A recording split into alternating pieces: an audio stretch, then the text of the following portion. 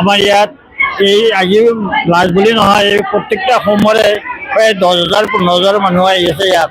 আৰু কাৰণ হৈছে ইয়াত যি আহি ভাবে, এই ভাৱটো বাবাই কৃপা কৰে পায়ে। ইয়াত শিৱলিংগত যোনে গাখীৰ বা বেলপাত দিয়া হৈছে মনৰ আশা পূৰণ কৰাৰ কাৰণে ইয়াতে অশয় ঘণ্টাৰ যাত্ৰী ইয়াত যোগাযোগ হয়। আৰু ইয়াত পৰমান্ন ভোগ আমাৰ প্ৰায় 20-25 তাৰিখ হয়, দাতাবিলাকে দিয়া হৈছে। আৰু অশেষ যাত্ৰী পুৰা ৰাতি ইয়াতে নাম কীৰ্তন কৰি যোৱাকালিৰ পৰা ৰাতি 5টা বজাৰ পৰা ইয়াত আছে।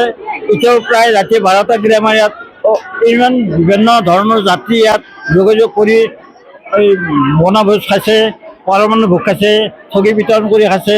ইয়াতে নানা ধৰণৰ যাত্ৰী সকলোকে সেৱা জনাইছে।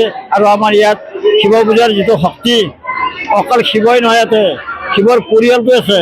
শিৱ, পাৰ্বতী, গণেশ, কাৰ্তিক, লক্ষী, সৰস্বতী গোটেই পৰিয়ালে আছে ইয়াতে।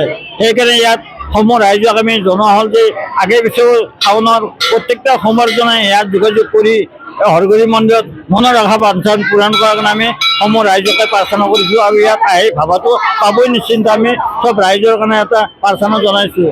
হৰি ওম নমো নমো নাৰায়ণ প্ৰসন্ন আয়ক হৰি কৰি কমায়াক নিজান আপোনাৰ মহিমা আপুনি ব্যাপক কৰি জীৱক কৰি পৰিত্ৰাণ মনৰ বাঞ্ছা পূৰ্ণ কৰি